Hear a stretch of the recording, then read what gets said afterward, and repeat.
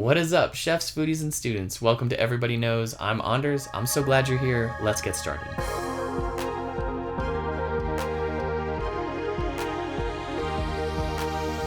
Today we are talking about black truffles.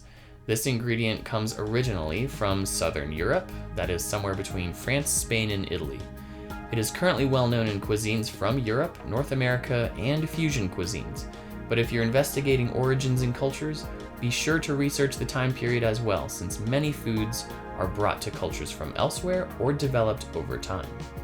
This video is one of those instances where I don't have the ingredient that I had to be able to evaluate it during a filming process. And so I had access to a really nice Italian black truffle, and I did a little bit of experimentation with it, and I wasn't filming during that time. So I will be recounting that experience here today.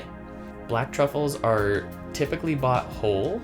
You should be able to see at least a part of the truffle that has integrity to the point where you can identify it, so that you can say that is a slice of truffle in that oil or in that sauce or whatever it is, to guarantee that that's what you're getting. Artificial truffle flavoring is very, very common and will not give you the same subtle complexity that a real truffle will offer you. The outer skin will be uniformly bumpy, kind of like dinosaur skin, and there might be a little bit of dirt on the outside, but there shouldn't be much, and no visible mold. The interior should have a nice marbling of color that has some light and dark patches, as you can see in this video. We should see an even distribution of this modeling, so there shouldn't be dark patches or light patches. It should be relatively uniform in its pattern. In terms of aroma, I was really surprised with this truffle. It was so light and woodsy, almost like a shiitake mushroom, but with a little bit more depth. And it didn't have the heaviness of an artificial truffle flavor at all.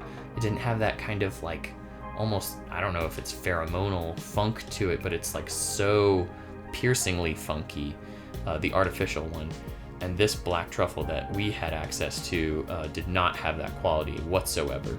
It was much lighter, much more complex. Again, the closest thing I could compare it to is a shiitake mushroom that has sort of that delicate, light, wild mushroom quality to it. Let's have a quick look at the universal aroma wheel. Looking at this version of the wheel, we are going to be in the earthy subcategory. And within earthy, we have a fungus category here. Within fungus, it divides between truffles and mushrooms, although obviously they're all fungus. The truffles have their own little category up here that divides into black and white.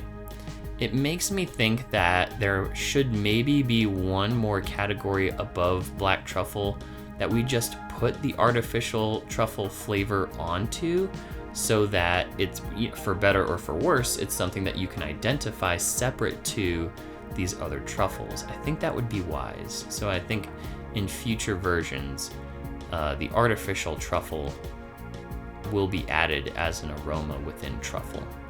And then we go from black to white into morel and into the other traditionally wild mushrooms. I would say the strength of this truffle that I tried was not that strong. I think it depends on the truffle and depends on the kind of truffle.